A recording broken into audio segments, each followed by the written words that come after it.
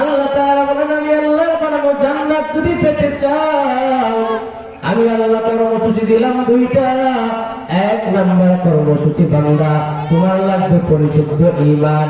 এর নবীর উম্মতের দল, এই রমজান মাসে ঈমানটাকে পরিশুদ্ধ করা লাগবে।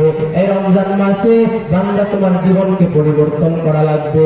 এই রমজান মাসে জিন্দেগির গুনাহ মাফ করানো লাগবে।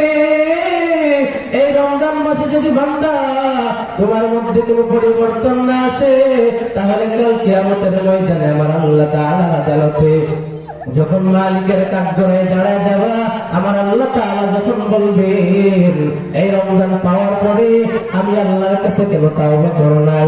এই রমজান পাওয়ার পরে বান্দা তুমি তোমার জিন্দেগিকে কেন পরিবর্তন করো নাই? আমি আল্লাহ তো রমজানকে এত দামি বানায় দিলাম, এই রমজান মাসে তুমি তোমার জিন্দেগিকে পরিবর্তন করবা।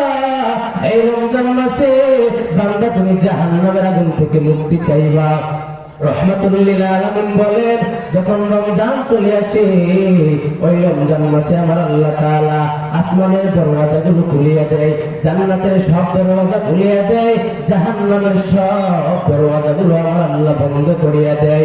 যত শয়তান আছে ওই সব শয়তানগুলোকে আমার আল্লাহ তাআলা শিকল দিয়া বন্দি করিয়া দেয়।